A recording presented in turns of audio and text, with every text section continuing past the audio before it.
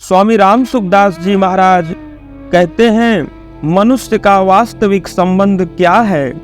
संसार से हमारा संबंध नित्य निरंतर नहीं रहता। इस वास्तविकता को हम सब जानते हैं, परंतु इस जानकारी पर हम कायम नहीं रहते। इतनी गलती है। अगर इस जानकारी पर हम कायम रह जाएं, अर्थात संसार से अपना संबंध ना माने, तो आज अभी बेड़ा पार है। हम संसार से जो अपना संबंध मानते हैं, उसको छोड़े बिना हम रह ही नहीं सकते। संसार के संबंध के बिना तो हम रह सकते हैं, परंतु वियोग के बिना हम रह ही नहीं सकते, जी ही नहीं सकते।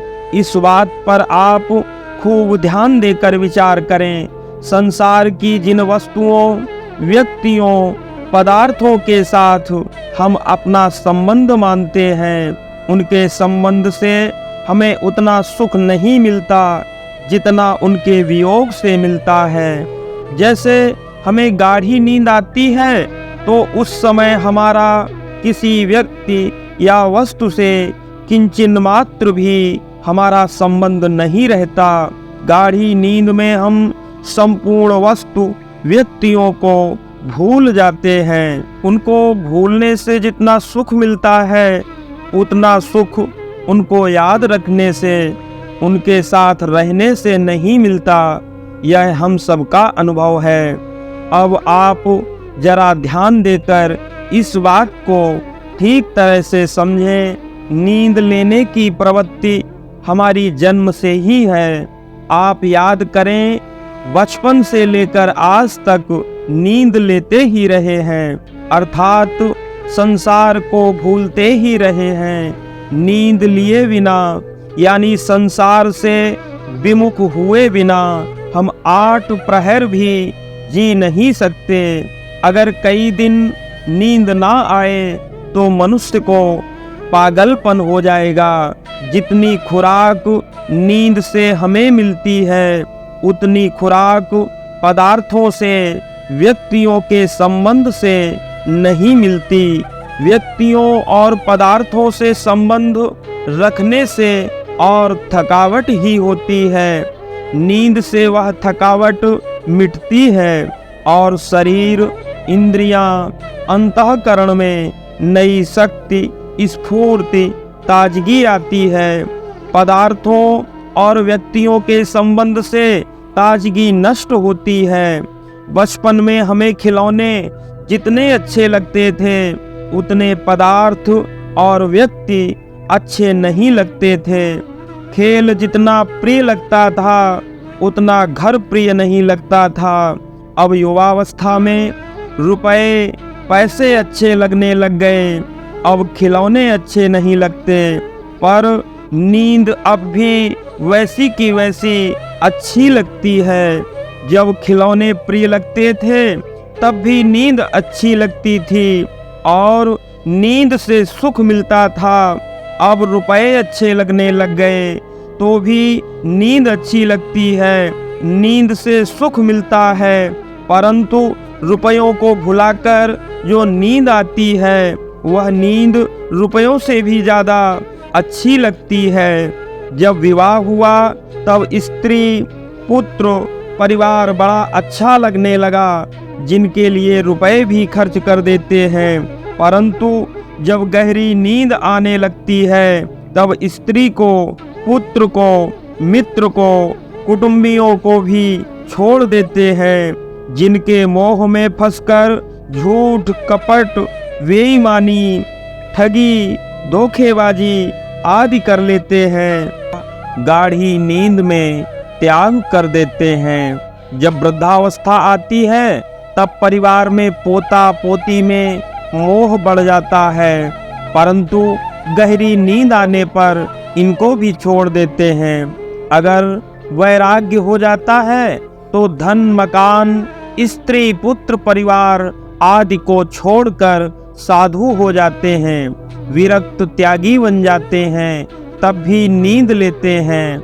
नींद में साधुपने का वियोग होता है, विरक्त त्यागी पने का भी वियोग होता है। इस प्रकार प्रत्येक स्थिति परिस्थिति में नींद अच्छी लगती है। नींद नहीं आए तो अच्छा है, ऐसा भाव कभी नहीं होता।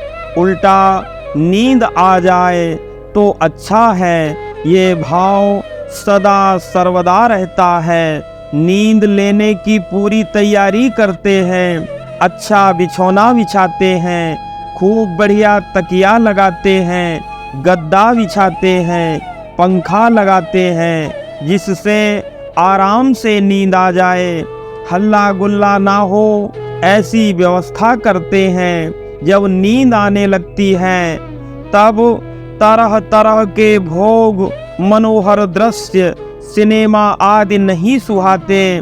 तब यही कहते हैं कि भाई हमें नींद ले लेने दो, अब हम सोएंगे। इससे सिद्ध हुआ कि नींद सब वस्तु व्यक्तियों से बढ़कर प्यारी है। नींद के लिए सबका त्याग किया जा सकता है, पर नींद का त्याग नहीं किया जा सकता। परंतु कहीं भगवान के भजन में प्रेम हो जाए, भजन में कहीं रस आने लग जाए, तो फिर नींद भी अच्छी नहीं लगती। संतों का पद आता है, बैरिन हो गई निंदरिया, अर्थात नींद तो हमारी वैरिन हो गई, नींद तो नहीं आए वही अच्छा है। इससे सिद्ध होता है कि जिससे प्यारी नींद का भी त्याग हो जाता है, उस परमात्मा के साथ ही हमारा वास्तविक संबंध है। संसार के साथ हमारा संबंध बनावटी है, भूल से माना हुआ है। इसीलिए संसार के संयोग के बिना हम रह सकते हैं, पर वियोग के बिना हम रह ही नहीं सकते। संसार के वियोग से सुख होता है, यह हम सबका अनुभव है। कितनी विलक्षण बात है कि संसार के वियोग का अनुभव केवल जीवन मात्र को होता है। मनुष्य, पशु पक्षी आदि ये सब नींद लेते हैं। तात्पर्य है कि संसार से वियोग हर एक प्राणी चाहता है। संसार के संयोग में तो कमी से भी काम चल सकता है। जैसे किसी को भोजन अच्छा मिलता है, किसी को भोजन अच्छा नहीं मिलता, किसी को मकान मिलता है, किसी को मकान नहीं मिलता। इसमें सबकी विषमता है। दो मनुष्यों की आराम सामग्री एक समान नहीं होती, परंतु नींद सबकी एक समान होती है। यहाँ एक बात विचारणीय है कि नींद की तरफ हमारी जो प्रवृत्ति है, उसमें हमें न कोई उद्योग करना पड़ता है, ना कुछ चिंतन करना पड़ता है, ना कुछ काम करना पड़ता है, ना कुछ याद करना पड़ता है। तात्पर्य यह है कि कुछ ना करने से भी नींद आ जाती है। नींद के लिए कुछ ऐसा नहीं है कि इतना उद्योग करो तब नींद आएगी।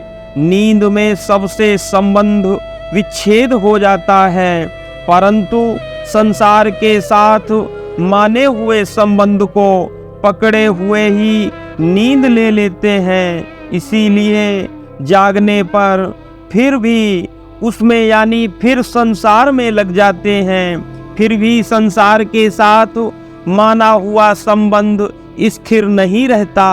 अवस्था बदल जाती है, परिस्थिति बदल जाती है, घटना बदल जाती है, व्यक्ति बदल जाते हैं, देश बदल जाता है, काल बदल जाता है, ये सब तो बदल जाते हैं, पर संसार से संबंध विच्छेद कभी नहीं बदलता। कारण संसार के साथ संबंध तो हमारा माना हुआ है, अवास्तविक है, पर संसार से संबंध विच्छेद माना हुआ नहीं है, उल्टा वास्तविक है। इसीलिए संसार से संबंध विच्छेद हो रहा है। बालकपन से संबंध विच्छेद हुआ, जवानी से हुआ, वृद्धावस्था से हुआ, निरोगिता से हुआ, रोगीपन से हुआ, धनवत्ता से हुआ, निर्धनता से हुआ, और कई व्यक्तियों से संयोग होकर वियोग हुआ। इस प्रकार संसार का संबंध भिन्न भिन्न होता ही रहता है, क्योंकि ये संबंध नकली है, माना हुआ है। हमने बड़ी भारी भूल ये की कि माने हुए संबंध को तो सच्चा मान लिया, पर संसार से जो संबंध विच्छेद हो रहा है उसकी तरफ ख्याल ही नहीं किया कि ये भी तो हमारा अनुभव है। संसार के संबंध विच्छेद से जितना सुख मिलता है उतना सुख पदार्थों से नहीं मिलता। अगर पदार्थों से सुख मिलता तो नींद छूट जाती। जब भगवान के भजन में रस आने लगता है तब नींद, भूख और प्यास भी छूट जाती है। इनकी भी परवाह नहीं रहती। नींद, भूख और प्यास शरीर निर्वाह की खास चीजें हैं, पर भजन में इनको भी भूल जाते हैं। इसका अर्थ ये हुआ कि हमारा असली संबंध भगवान के साथ है। असली संबंध यदि जागृत हो जाए तो फिर नकली संबंध को कौन रखना चाहेगा। शरीर संसार के साथ माने हुए नकली संबंधों को हम छोड़ दें तो आज ही हम निहाल हो जाएं, आज ही हमारा बेड़ा पार हो जाए। संबंध को छोड़कर जाना कहीं नहीं है, न जंगल में जाना है, न साधु बनना है। केवल ये मान लेना है कि ये संसार वास्तव में हमारा नहीं है। हमारे तो केवल श्री भगवान ही हैं। व्यक्तियों से हमारा जो संबंध दिखता है वह उनकी सेवा करने के लिए है।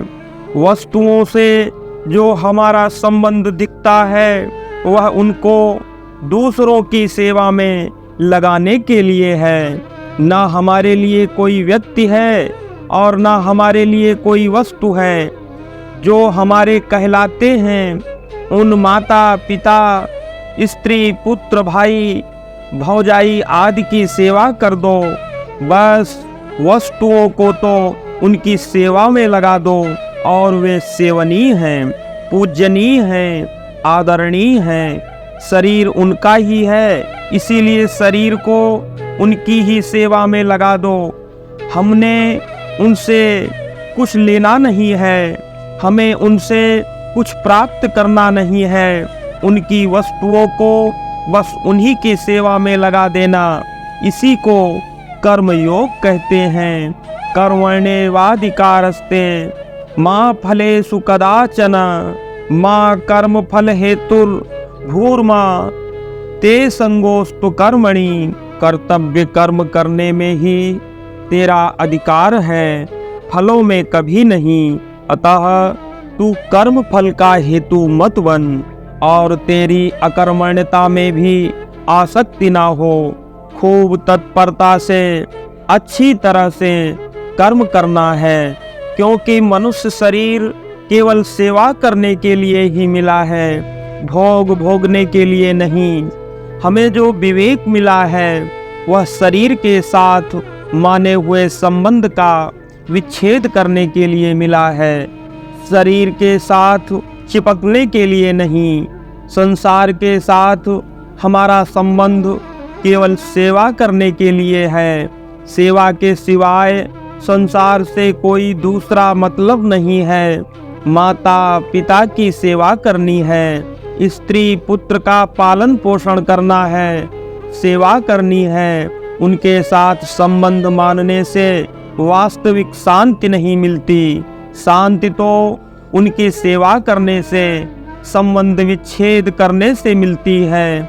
संसार के साथ ऐसा माना हुआ कोई भी संबंध नहीं है जिसके लिए मनुष्य नींद, भूख और प्यास भी छोड़ दे।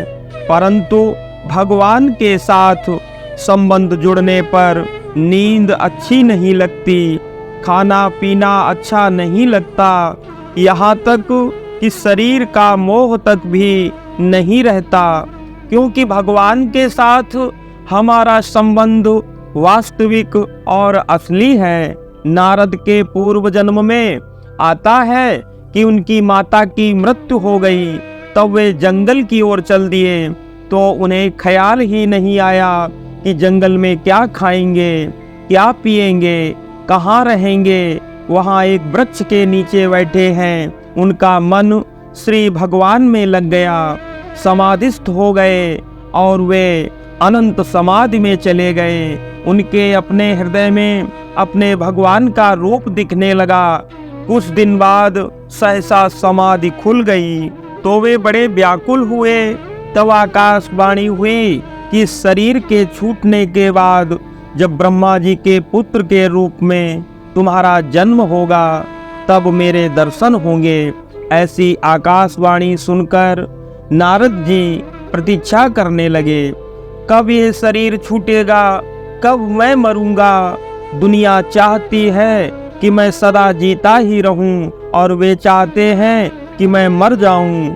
संसार में अपने शरीर के जीने की जितनी इच्छा होती है, उतनी कुटुंब के जीने की इच्छा नहीं होती। गाय अपने बछड़े पर बहुत स्नेह रखती है, वह बछड़े को छोड़कर जंगल में चरने भी नहीं जाती, परंतु जब उसको लाठी मारने लगते हैं तब वह जंगल में चली जाती है। जंगल में घास चरते चरते जब बछड़ा याद आ जाता है, तब जोर जोर से अपने बछड़े को बुलाने लगती है। मुंह से घास गिर जाता है। शाम के समय जब वापस लौटती है, तब वह सब गायों से आगे भागती है और अपने बछड़े को पुकारती हुई उसके पास जाती है, उसको प्यार करती है, चाटती है और दूध पिलाती है। इस प्रकार उसका बछड़े पर भी प्रेम है और घास पर भी प्रेम है, पर अपने शरीर पर भी प्रेम है।